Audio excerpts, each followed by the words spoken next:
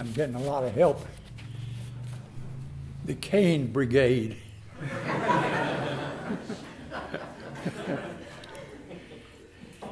Some years ago, our then minister, Callie Rogers Whitty, had the idea of asking committee chairs to talk about the work of their committees during the morning worship, from the pulpit and in place of the sermon. I was chair of the social justice ministry at that time, and when she asked me, I said, "Callie, you know I don't preach." She said, "Yes, I know, but you pontificate, and that's close enough." I guess I'm still pontificating today about the history of our church. My qualifications are that I'm almost the oldest rat in this barn, and Skip heard me pontificating on this subject some months ago, and because he found it interesting, he thought you might too. Let's hope Skip was right. Let's start by saying I am in no sense objective. I think this is a wonderful church with a wonderful history. I know we aren't and we never have been perfect, but I think we have a pretty illustrious history, and I want to share a little bit with you. Once when I was bragging about the history of the church at a congregational meeting or somewhere, one of you said, "Oh, stop it. I'm sick and tired of hearing about the Institute of Religion.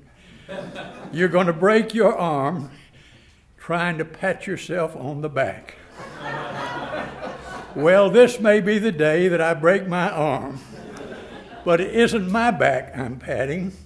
It is the church's back and the wonderful history that I'm patting. It all started in 1881 when a number of rural folks who had moved to Raleigh organized themselves as a congregation and called it simply the Christian Church.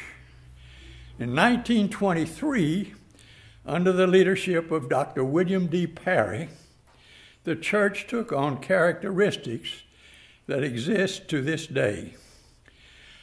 Parry preached a liberal social gospel, and during his tenure, a controversial Sunday evening forum was inaugurated that dealt with peace and justice issues that attracted faculty and students from NC State. That forum continues, only it meets in the morning, and if you haven't attended, you should. This morning we had four people on a panel talking about gardening, community gardening. I didn't think I'd be interested because I don't garden, but it was fascinating. And almost every Sunday there's something like that. Meanwhile, the structure that had served the congregation for 37 years was condemned as unsafe. And in 1924, a new beautiful stone church was built on the corner of Hillsborough and Dawson Streets. In 1927, the Christian church took in the Congregationalists who had been worshiping with them, and the name was changed to the United Church. In 1928, the small Friends meeting, the Quakers, and the Unitarians became part of the congregation. Both of these groups added a great deal to the spiritual and the intellectual life of the church. When their numbers became adequate, both Quakers and Unitarians left to form their own congregations. Fortunately, some of those folks maintained dual membership and continued to provide leadership here at United. Our church has always been small and hard-pressed financially, but we've had good preaching and good leadership. The ministers have usually been young, right out of seminary, and cheap. They each made contributions, but one thing that permeated all of their ministries in the life of the church was and is a concern for racial justice. America's original sin, slavery and segregation, have dominated the history of the South. To be called a liberal or a radical or sometimes a communist meant that you believed in justice for African Americans. And happily, this church has been a leader in seeking that justice. In 1936, the Business Board, now the Church Council, held a lengthy discussion as to, quote, as to whether colored people, the accepted term at that time, will be welcomed at our church services. And the general sense of the meeting held favorable. It is generally agreed that our church made its greatest contribution, greatest long-term impact on the community through the Midwinter Institute of Religion, started in 1940 and ending in 1965. On 6 Monday nights in January and February, there were 3 components: a dinner at 6, a series of classes on pertinent concerns to the community at 7, and a lecture by a nationally prominent speaker at 8, followed by questions and answers, period, and reception. From the beginning, there was no segregated seating, as was the custom and the law in the South at that time, and of course in Raleigh. Blacks attended all segments of the program, and choirs from black and white congregations provided the music. Some of the early speakers were Eleanor Roosevelt, Norman Thomas, Rufus Jones. It was the 11th institute in 1950, however, that marked a crisis for the church. Some members of the congregation had been unhappy for some time with the church's stance on race. And when the Institute invited Dr. Ralph Bunch, a black official with the United Nations, to speak, that led the congregation to split, and most of the dissidents left and went to other churches. The Institute continued for another 13 years, and during that time invited other black leaders, including Dr. Benjamin Mays, Martin Luther King Jr., James Lawson, James Farmer, and Percy Julian to speak. It is my thought that this experience with integrated sessions and African American speakers helped Raleigh avoid the violence that many southern cities experienced. The Supreme Court declared segregated schools unconstitutional in 1954. And in an effort to prepare students for integrated schools, CUCC and First Congregational, black, started having integrated vacation Bible schools with children from other congregations participating. The school met in various places as it attempted to get permission to meet at Umstead Park. Finally, in 1960, Reedy Creek State Park was used, and the North Carolina park system was integrated, but not without a great deal of effort by members of this congregation. There were many other efforts to bridge the racial divide: pulpit exchanges, joint services with First Congregational, black interns from different seminaries. In 1965, there was a membership exchange with Davie Street Presbyterian, black. In 1969, Rich Park, Raleigh Interchurch Housing, a joint project with the First Baptist Church, black, Davie Street Presbyterian, black, Cosmopolitan Baptist, black, Unitarian Universalist, and CUCC, mostly white. And to provide daycare for the children of Rich Park, Method Daycare Center was started. The sponsoring churches were the ones who started it, and it continues to this day. Not only was Method an integrated daycare center, contrary to Southern ways, but daycare itself was opposed by many religious groups who saw it as a threat to family values. Our effort to bring justice to blacks sometimes involved physical labor. In 1957, A.C. Stowe, staff writer for the now defunct Raleigh Times, but still a columnist for the News and Observer, wrote a series of articles on Joe Louis Park that he described as, quote, a poverty-stricken, unsanitary residential area of Negro laborers and their families located just beyond the city limits. There was no running water and no sewer connections. The Social Justice Ministry read the article and decided to do something. Water was the first priority, and that involved digging ditches for pipelines, a well, a pump, a power pole, and electrical connections. Much of the physical labor was done by our church members. When the project was completed, the Raleigh Times editorialized that the United Church had gone all the way across town to carry a very practical and a very real Christianity to people who needed just that. Despite these efforts and an open membership policy since 1936, we have attracted few black members.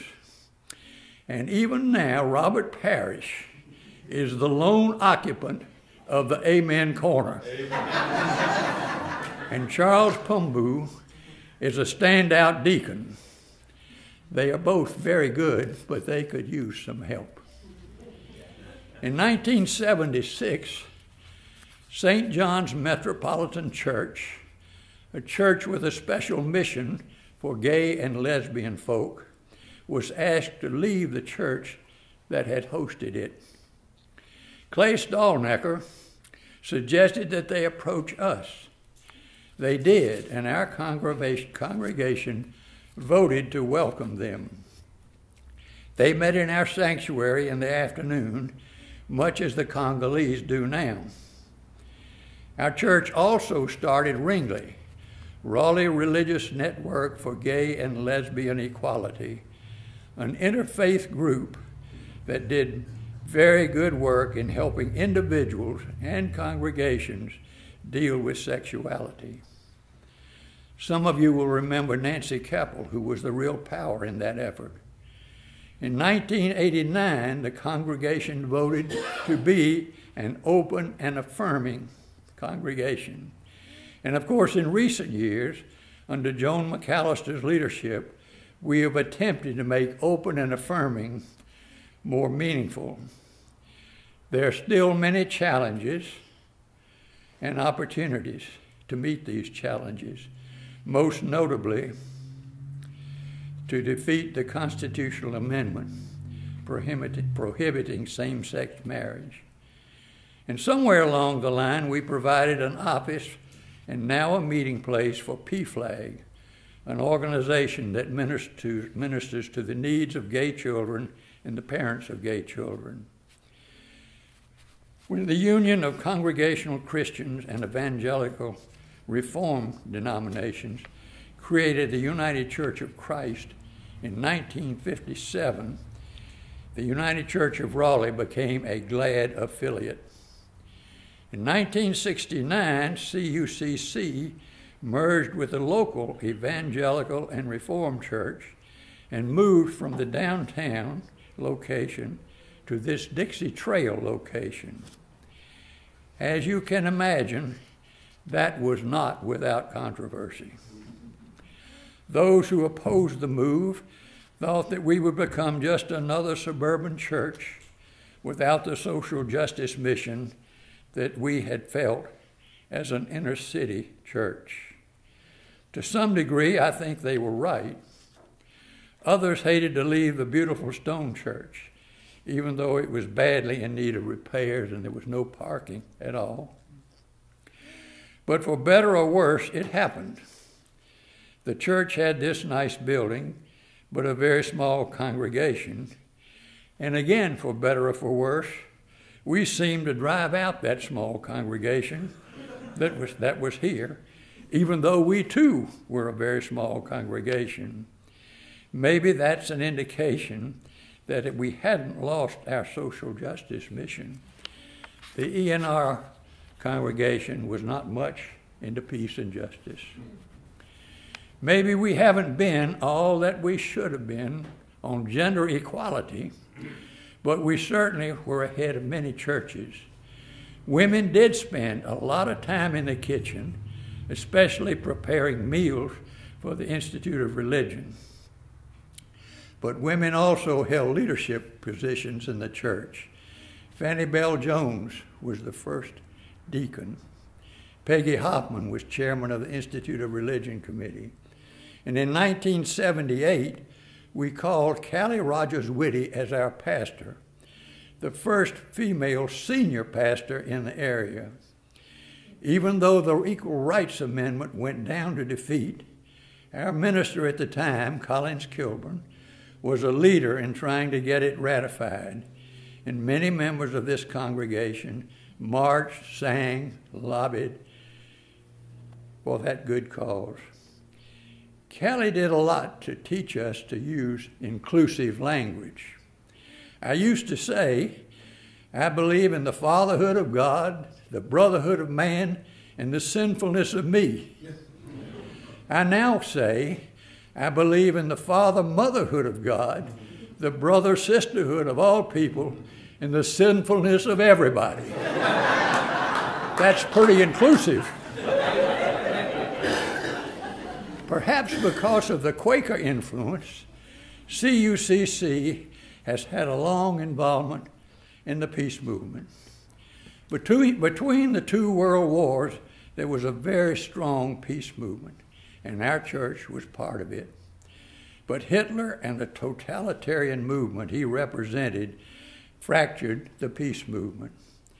When Reinhold Niebuhr and other leaders in the pacifist world became interventionists, many at CUCC, including the minister, Allen Robinson, joined the growing support for war.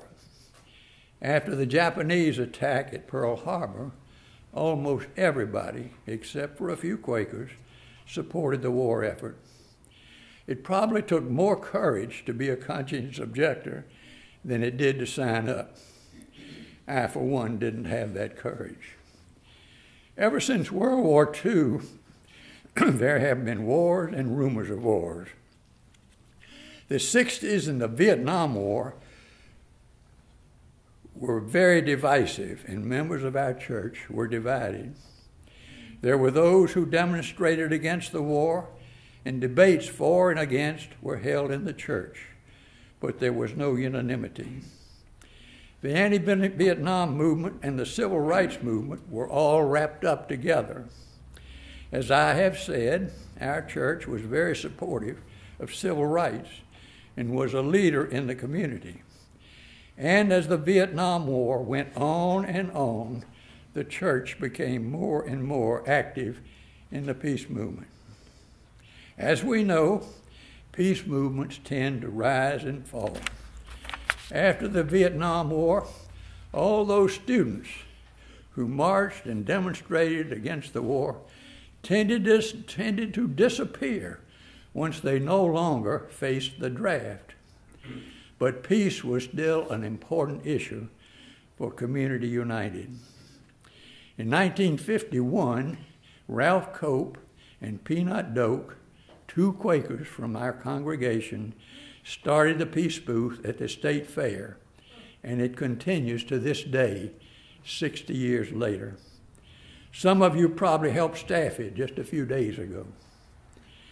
In the 80s, when many feared that President Reagan, with his hot rhetoric about the evil empire, was going to start World War III, our church started the Raleigh Peace Initiative, a campaign for a mutual U.S.-Soviet halt to the nuclear arms race. That later spread to the entire community.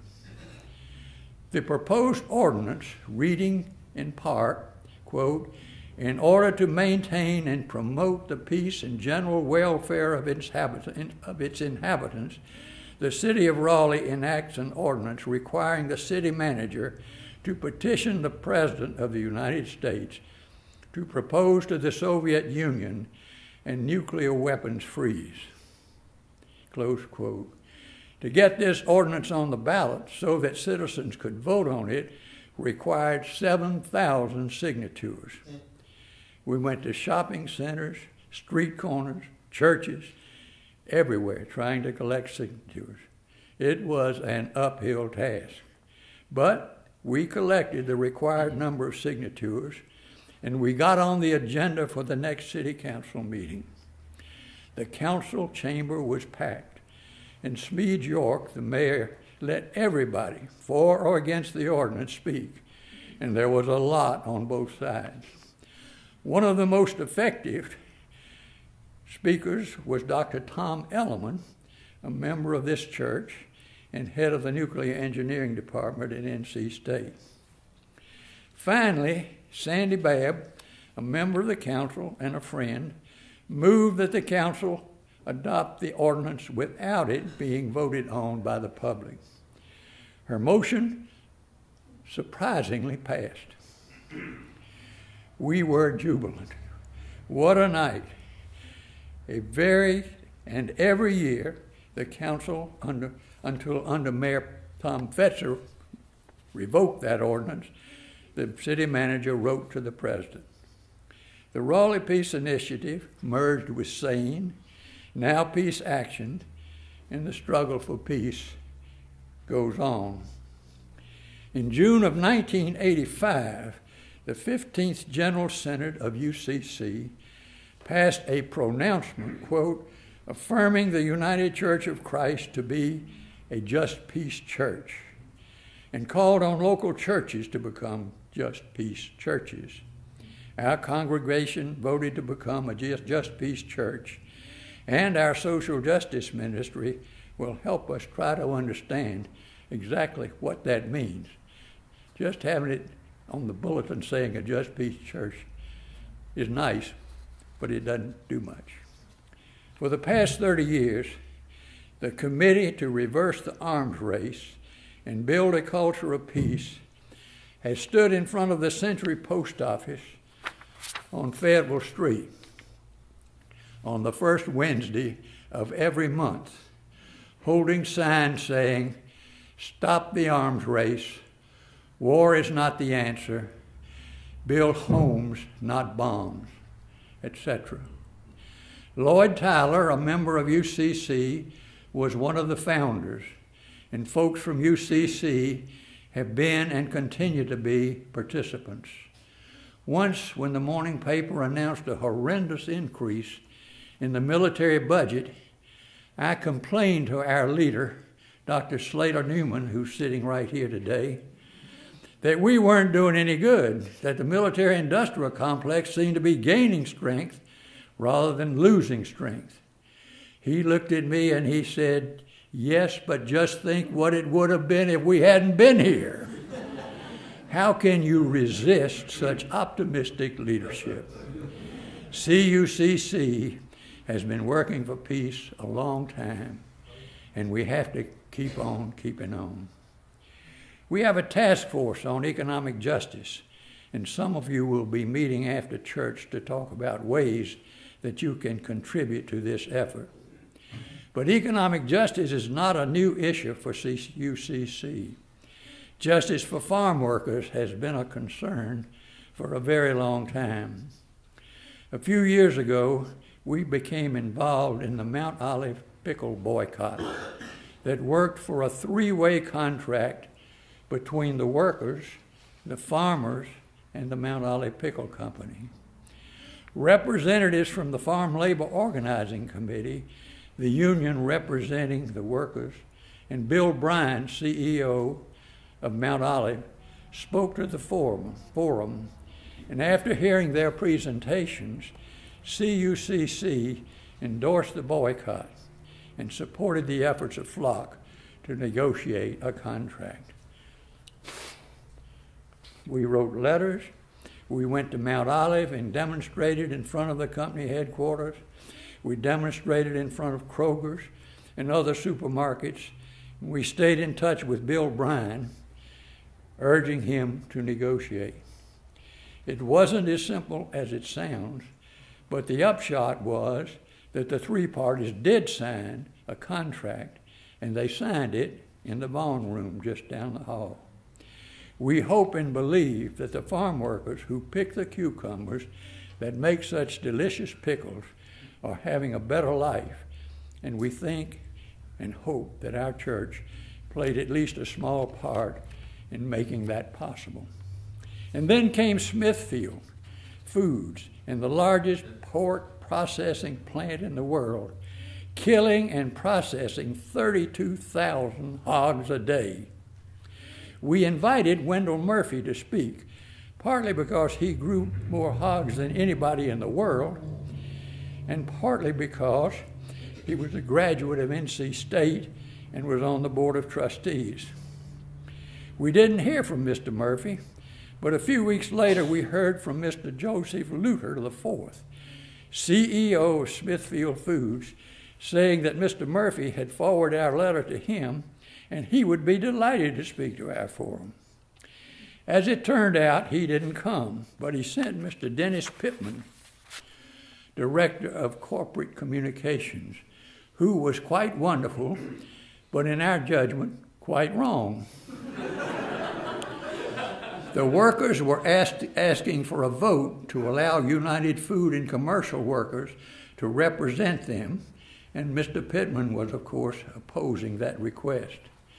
Mr. Pittman invited us to come to the plant for a visit, and he, the plant manager, and the personnel director spent half a day with us and couldn't have been nicer. But what we saw and what we had heard from Libby Manley, the union organizer, and some workers who'd been laid off after being injured on the job, convinced us that the workers needed a union to represent them. Again, we marched, picketed supermarkets, handing out leaflets and asking people not to buy Smithfield products, wrote letters, and happily, there was a vote, and the union was voted in. Again, we hope our church had a small part in bringing justice to some folks who do some of the most dangerous work in the world.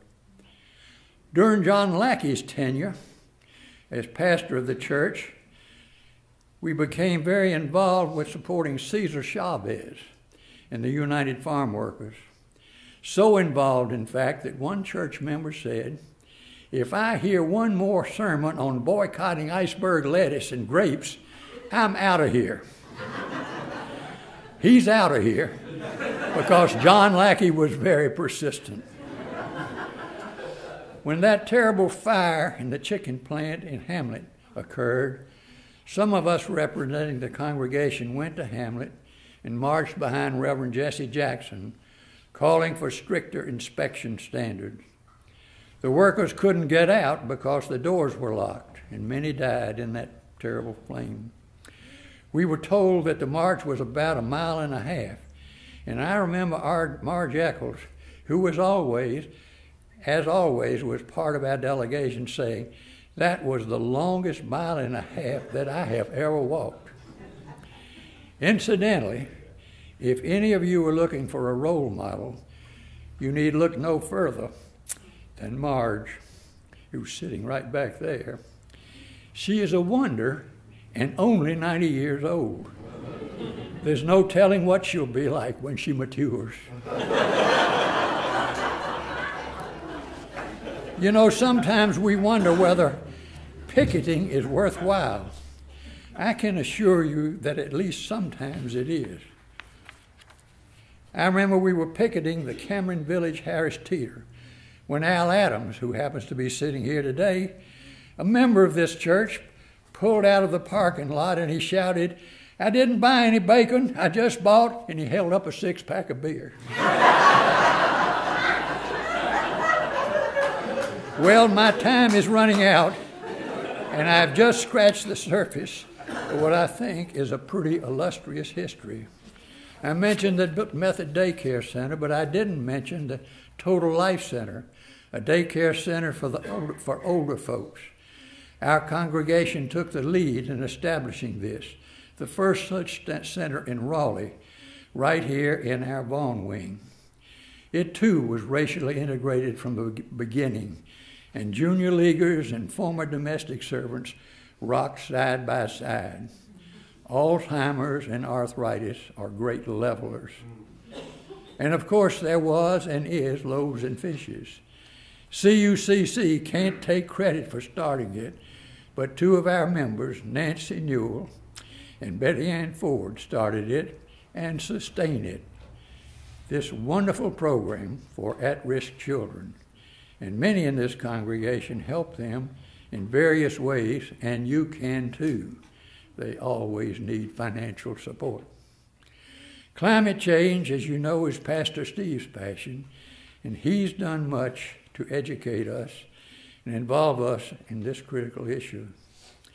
Our congregation was and is much involved with CUCC, Carolina Interfaith Task Force on Central America, and members of our congregation have been to Nicaragua and Salvador.